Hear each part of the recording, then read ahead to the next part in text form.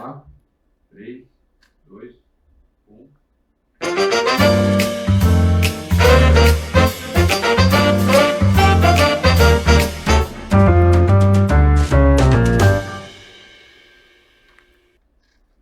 Olá, boa noite, seja muito bem-vindo a mais um Papeando com Carlão pela TV Cultura Litoral. Lembrando que estamos pela TV aberta, canal 48.1, pela Vivo, canal 518, pela Claro Net, canal 522.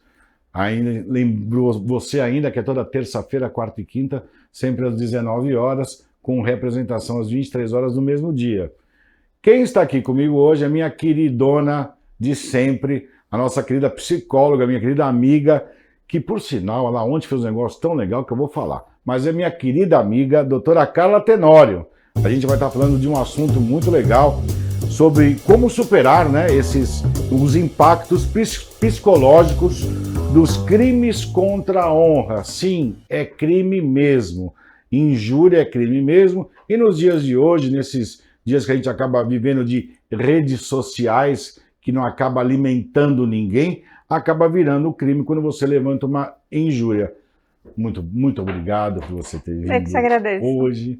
Muito obrigado por você ter assistido minha palestra. Eu Foi gostei sensacional. tanto. Como eu gostei tanto, Carla. Muito obrigado. É tão legal quando a gente vê uma pessoa que torce pela gente. Torço muito. Sabe, quando tem essa torcida. Você me fez ontem remeter uma coisa muito legal. Eu já começo o programa agradecendo. Esquecemos, né? O lencinho, Esquecemos, né? Puxa a nossa rasgação de seda. Mas, às vezes, a gente tem que dizer, eu tinha como referência do chefe da minha torcida, meu pai e a minha mãe. No mês que eles estão fazendo essa ausência, e você vê uma pessoa amiga torcendo por você, que não tinha a obrigação de estar lá, e ela foi para prestigiar você, muito obrigado pelo presente que você me deu ontem. Eu fui presenteada com a tua palestra, com teus conteúdos, aquele auditório repleto de pessoas sedentas de saber um pouco mais, né? Como eu disse a você, eu fui beber de uma fonte de tanto conhecimento. Obrigado e me mesmo. senti muito bem, foi muito divertido. Você é um palestrante divertidíssimo. É que a gente com eles acaba tendo uma outra linguagem, brinca mais, mas de ver você lá me deu assim uma... Sabe quando você se sente confortável, uma pessoa de referência? Obrigado mesmo. É tão bom, né? Essa troca, né? Quando ela é recíproca, é muito bom. Faz bem porque isso, né? Eu me sinto também muito prestigiada por você. Eu vejo que assim, você respeita o meu trabalho, prestigia. É legal isso, né? A gente tem uma pessoa assim que torce, fala, meu, que legal. Nos dias de hoje é tão difícil e a gente vai levantar uma bola aqui que tem a ver. Nos dias de hoje, que a coisa está tão maldosa, e quando a gente fala de impactos psicológicos dos crimes contra a honra ficou muito venal, Carla. O que está vendo? Pois é, a gente está vivendo tempos bem sensíveis, né? Porque temos a hiperconectividade, as multitelas, quer dizer, existe todo um cyberespaço que parece que facilita o processo de comunicação, porém prejudica no sentido de você ser respeitoso com o outro, né? Então, muitas vezes, o indivíduo ele é vítima nesse cyberespaço, não só crimes contra a honra dentro da internet. A gente, obviamente, vai ampliar aqui a nossa fala, mas acontece, é muito comum e muito crescente também à frente das telas, o indivíduo que é vítima ou de injúria, ou de calúnia, difamação, e tem de lidar com esses impactos. Então... E se tem uma coisa que na minha geração valorizávamos tanto, e eu acho que a dos nossos pais também, Carlão, a coisa de o respeito ao indivíduo, a honra do indivíduo era muito valiosa, né? É o que você disse, né? Então, para onde está indo? Para onde está caminhando? E será que somos afetados, né? Intimamente, quando dizem algo que não é verdadeiro a nosso respeito, ou quando nos imputam algo grave que não fizemos, que é o que muitas vezes ocorre, né? Em relação a esses crimes de honra, ou esses xingamentos, né, públicos e muitas vezes digitais que levam pessoas a situações graves do ponto de vista psicológico. É porque o meio digital, né, Carla, é uma flecha lançada, né? Você lança aquilo, toma uma dimensão que você não tem noção. Eu vou tocar num assunto que ele é delicado, um assunto muito sério, que exige muito respeito. A gente, se for tocar no assunto violência contra a mulher, a gente escuta falar todos os dias, a gente tem aqui pessoas na nossa região que levantam bandeiras, afinal todo mundo tem que levantar, mas, por exemplo, a nossa querida Renata Bravo levanta isso muito bem e tal. Violência contra mulher dá asco, né? Então você já sabe que é um assunto muito chato. Só que tem mulheres que acabam usando disso para falar que o cara cometeu A, B, C, o cara não fez nada. Isso vira injúria. Como é que a pessoa vai usar uma coisa tão sensível, um tema tão pertinente para poder incriminar o outro, falar, e às vezes tem a maldade também. Você já viu isso ou não? Você já teve contato com história assim? É muito interessante você tocar nesse ponto, porque o ser humano ele tem uma capacidade de manipulação extraordinária. Se nós não estivermos ajustados emocionalmente, psicologicamente, seremos manipuladores. É verdade. E isso que você está dizendo é uma ferramenta de manipulação, é quando eu faço uso de algo que poderia me proteger para, na verdade, prejudicar o outro. Então, veja, de alguma lei, por exemplo, né, de alguma legislação vigente, ou da sua fragilidade enquanto pessoa, ou no porte físico, ou no gênero, ou qualquer outra coisa do tipo. Então, é óbvio que, assim, é preciso observar os impactos de quem sofre, mas é preciso observar também se as pessoas que causam são pessoas ajustadas ou não emocionalmente. Entendi. E talvez isso até alivie um pouco a situação dessa vítima, que foi, na verdade, alvo da manipulação do outro, Entendi. Ou da outra pessoa, como você disse, né? Porque, veja, isso pode ser também uma ferramenta de defesa, no caso de uma questão legal ou jurídica, né? Porque, veja, essa pessoa fez uso de alguns subterfúgios, de algumas coisas que ela tinha ali de antemão, ou de alguma situação que ela vivia com essa pessoa que ela queria direcionar um flagrante, um crime ou alguma coisa do tipo. Então eu acho que o ser humano é complexo, por isso que eu acho que é tão legal a gente poder pensar como a gente pode refinar o nosso comportamento e se melhorar do ponto de vista de autorregulação, autoanálise. Você precisa olhar para você. Então, uma coisa que me assustou, Carlinha, eu vi uma vez um vídeo que o cara conseguiu filmar, a menina falava para ele no vídeo, eu vou me machucar, eu vou me bater e vou falar que foi você que fez. E o cara conseguiu gravar isso. Pelo amor de Deus, isso não justifica nada. Só que o que eu acho tão cruel é a pessoa acabar usando um assunto tão delicado. Olha que ponto chega a pessoa de se machucar, de se autoflagelar para falar que foi o outro. Então isso é uma injúria, é uma coisa tremenda e arruma até meio que prova. Lidar com a mente humana realmente é uma coisa difícil, Carla. Parabéns aí pela sua conduta, porque é brincadeira. E a automutilação é também uma crescente, porque deflagra uma dor absurda, mas nesse caso aqui a gente está falando de pessoas que talvez elas já permeiem por um campo de frieza, em que elas são capazes de se machucar para imputar essa violência a alguém. Então é extremamente grave o que estamos vivendo, o que estamos passando, e é muito importante que a gente observe as nossas relações, com quem temos nos relacionado, como é que são essas pessoas com as quais você tem convivido, as que você escolhe conviver, e se vale a pena investir em relações em que você se vê, na verdade, num meio-fio, você se vê numa situação... Bela pergunta, não, Carla? Se vale a pena, não é verdade? O risco e tudo, e a conduta, como será daqui para frente. Eu fui criada no interior, né? Eu lembro que no interior de São Paulo, a premissa era, primeiro a gente confia até que a pessoa faça algo pra gente poder desconfiar. Todo mundo começa com 100, né? Não é? Todo mundo começa com 100, aí vai caindo, 90, 80, 70. Mas hoje eu acho que a situação tá tão grave, Carlão, até no cyberespaço, né, nos mundos digitais, que a gente já chega um pouco cheio de dedos e de preocupações e já é um campo sensível. Você não consegue mais imputar 100, né? Você já chega com um pouquinho de reserva, com um pouquinho de preocupação. 100 com um pezinho atrás. Pois então. E isso, na verdade, é também um processo de proteção. Autodefesa. Exato, porque você não alimenta uma expectativa exagerada em relação ao outro. Porque, na verdade, é só uma expectativa mental. Aquela pessoa é sensacional, acabei de conhecer tal. Será mesmo? Será que você não está sendo alvo de um grande sedutor, uma grande sedutora, uma pessoa manipuladora? Que criou a expectativa. O erro foi... Ainda você escuta isso, né? Quem criou a expectativa não foi você.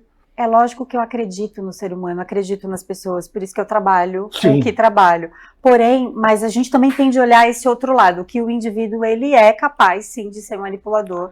E articulador mesmo, articulador, manipulador, se envolve com as pessoas, envolve as outras pessoas que não tem a ver com a história.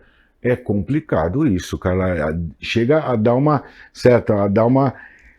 uma frieza. Olha, eu vou te falar uma coisa. Eu tomei uma conduta como conduta mesmo. Eu converso com muita gente. A maioria das pessoas que eu tenho contato são mulheres. Por várias vezes eu chego a não conversar sozinho. Eu não sei o que vai rolar.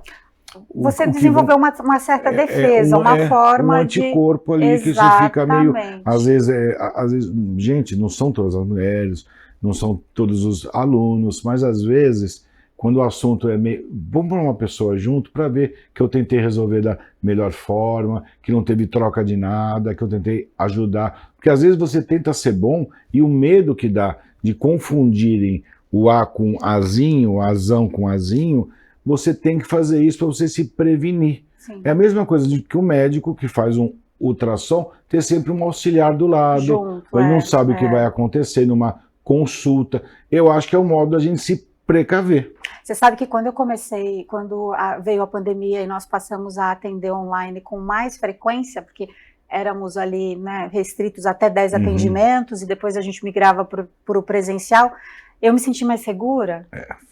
O meu conselho me deixando ampliar o atendimento online. Lógico, porque o momento com a minha psicóloga é um momento nosso, né? Exatamente. É meu e seu. Não, e eu também fico numa posição vulnerável, então, porque imagina, só eu e o paciente sozinhos no consultório. Olha que belo tema que a gente já levantou também. É legal conversar com a Kaline, porque a gente não combina muito o que vai falar e acaba dando resultado. Para o próximo bloco, eu queria que a gente falasse mais como a gente supera esses impactos aí psicológicos dos crimes contra a nossa honra, ou seja, com a injúria. De novo, a minha querida Carla Tenório, sempre presente aqui no meu programa, e vai ficar por muito tempo, que vai ser do jeito que você quer, que quem manda aqui é tu. Tá falado no ar isso, entendeu? Tu não tem que falar nada comigo. É assim que a gente responde uma dúvida que não foi perguntada. Segura aí que eu já volto já.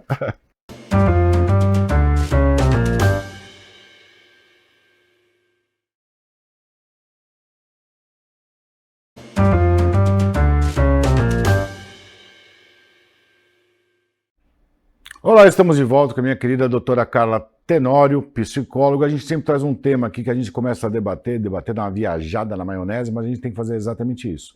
A gente estava falando os impactos psicológicos, né, dos crimes contra a honra, e aí no segundo bloco vou perguntar para a doutora Carla como é que a gente supera, como é que a gente consegue superar isso, quais as ferramentas, qual é o conselho, qual é a avaliação clínica que ela acaba dando para nós aí, como a gente acaba superando esses impactos na nossa cabecinha. Sendo você vítima de injúria, calúnia, difamação ou qualquer outra situação como cyberbullying ou coisa do tipo.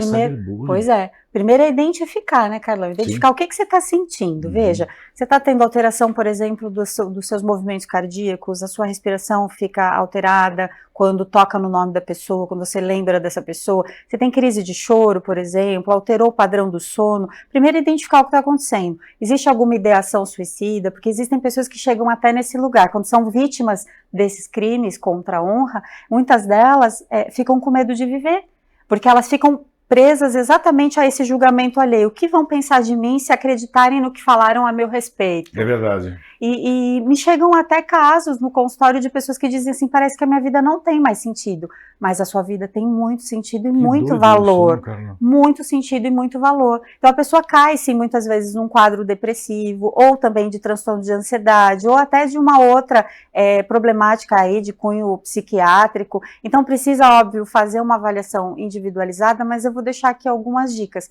Primeiro se observar o que você está sentindo e a partir daí buscar ajuda especializada. Evite conteúdos virais na internet, gurus que dizem que você vai superar isso. Busque ajuda profissional, especialistas na área de saúde mental que possam te ajudar e que te deem um espaço seguro para você relatar o que aconteceu contigo. Sem contar também a ajuda jurídica mesmo. Lógico. Porque é muito importante que essa pessoa faça um boletim de ocorrência em relação ao que ela viveu, seja a pessoa vítima real ou aquela que foi, na verdade, vítima da manipulação alheia, como estávamos falando aqui. Sim. É importante você realizar um boletim de ocorrência e buscar ajuda também na justiça para poder lidar com isso aí. Você a gente tem vê apoio que jurídico mesmo. apoio é isso jurídico. Mesmo. É isso mesmo. As leis estão ficando mais acirradas e estão dando penas até maiores para crimes contra a honra, exatamente por isso, porque tem tido um aumento e o impacto psicológico na sociedade também está aumentando. Então a gente precisa buscar ajuda.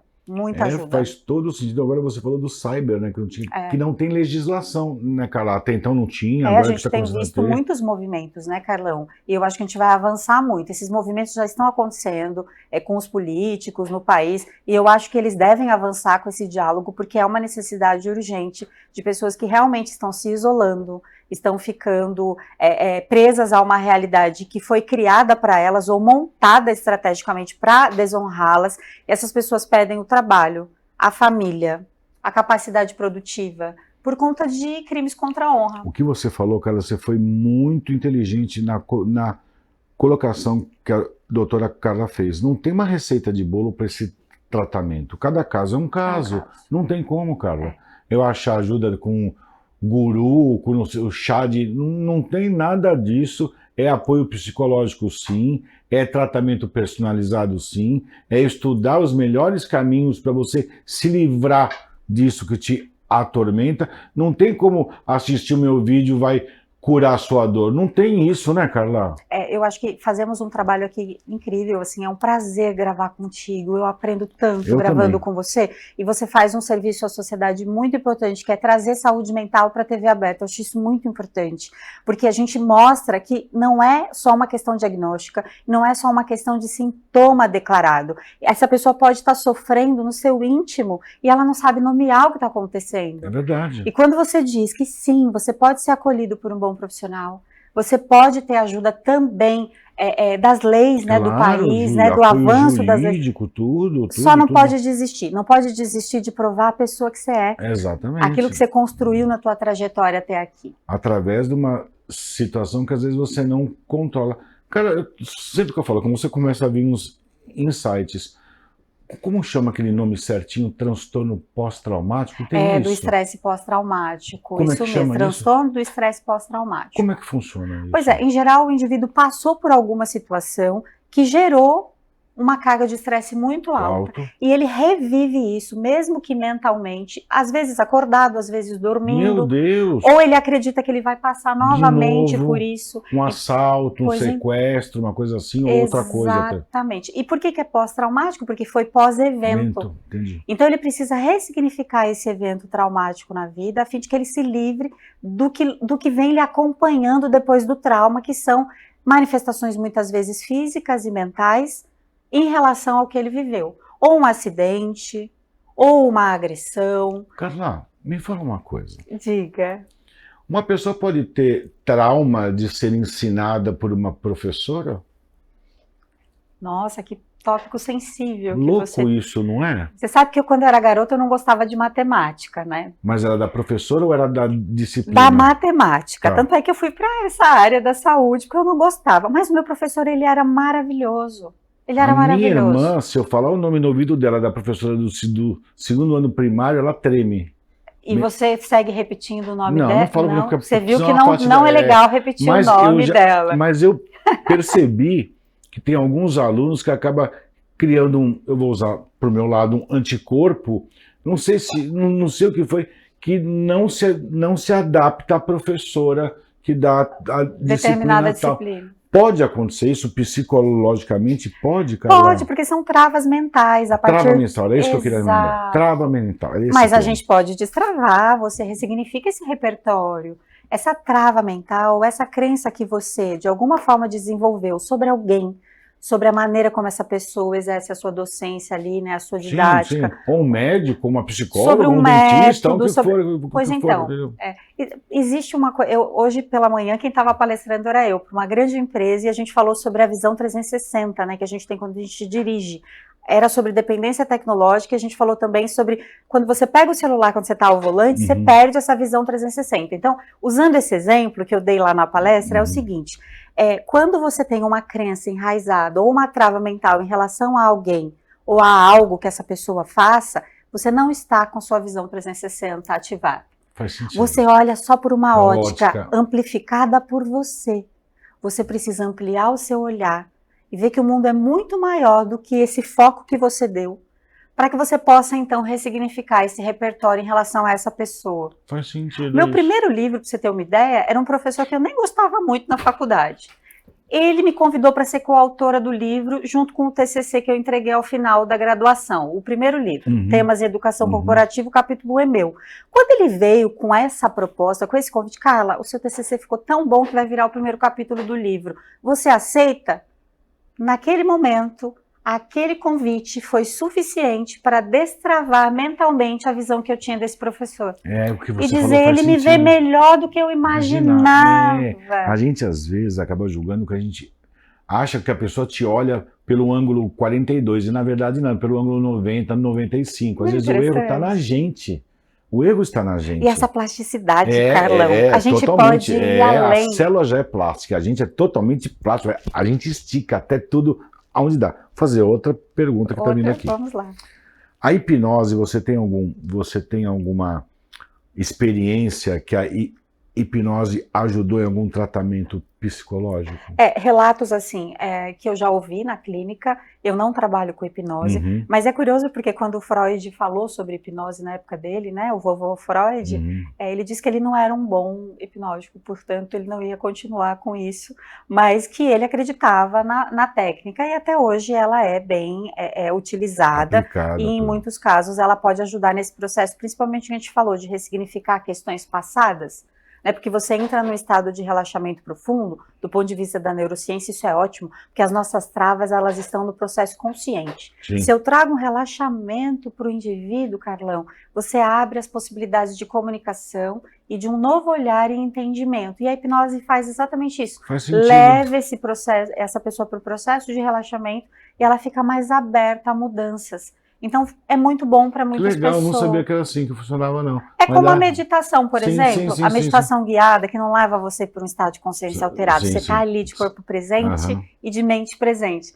Você fica mais aberto. Porque geralmente nós chegamos cheios de defesas, né? O tempo inteiro, né, Carla? Pois então. O tempo inteiro. O tempo todo. Você vai numa consulta, você começa a criar mentalmente na tua cabeça qual é o diálogo que você vai ter com o médico, com o psicólogo, você já tem a história feita. Quando você vai numa consulta e você conta a tua história feita e esse médico te escuta, ele te escuta e no final ele fala para você, você falou tudo? Falei, doutor. Fala mais sobre você. Aí você relaxa. Aí você relaxa e você começa às vezes dar informações que ele queria ouvir, as necessárias, você fala justamente quando relaxa.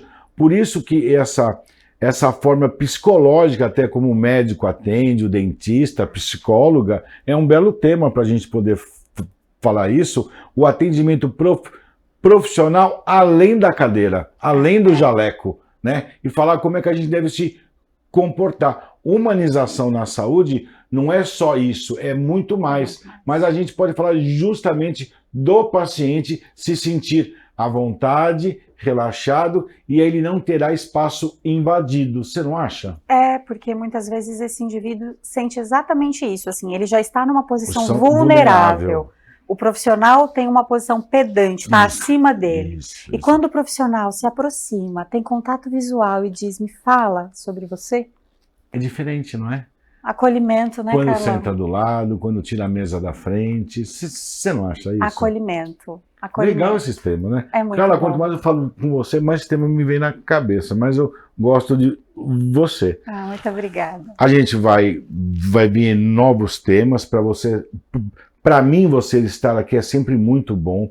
Você é altamente inteligente, você estuda, e os nossos temas são pertinentes. Quem nos assiste elogia bastante. Obrigado.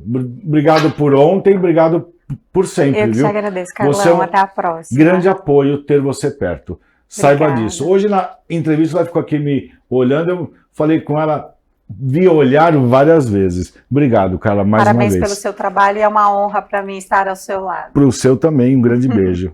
Legal, né, Carlinha? Esses temas muito legais, e quando a gente fala de impacto psicológico, gente, é muito sério. A gente tem que realmente se tratar com as pessoas que entendem. E quem entende muito da sua cabecinha é o psicólogo. Um grande beijo, valeu, tchau, tchau.